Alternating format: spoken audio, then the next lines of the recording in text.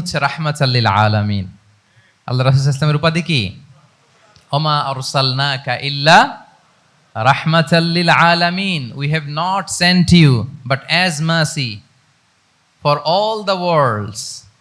নবী হে, আপনাকে সবার জন্য আমি মার্সি করে পাঠিয়েছি, রাহমা করে পাঠিয়েছি। আপনি সবার জন্য রহমত, মানুষের জন্য, ম্যানকাইন্ড, জিনকাইন্ড, অ্যানিমালস, সবার জন্য আপনি রাহমা, মার্সি। তাহলে একজন মানুষ যখন নেতা হয়ে উঠতে চাইবে, নেতৃত্বের অন্যতম একটা লিডারশিপ ট্রেইট হচ্ছে কম্পেশন। অন্যের ব্যথায়, অন্যের দুঃখে তার কান্না আসতে হবে। সফট হার্টেড হইতে হবে তাকে, মাঝে মাঝে দয়াদ্র হৃদয়ের হতে হবে, তবেই সে নেতা।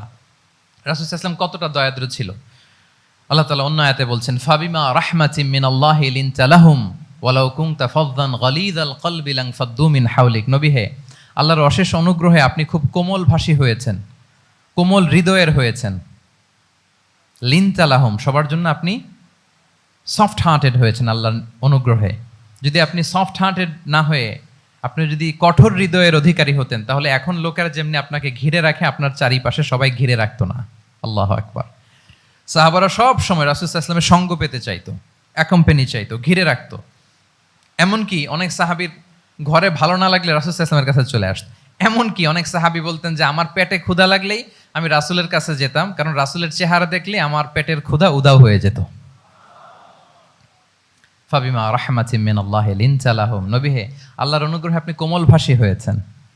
তাহলে কোমল হৃদয়ের হওয়া, সফট হার্টেড হওয়া, দয়াদ্র চিত্তের হওয়া, এটা অন্যতম একটা লিডারশিপ ট্রেট।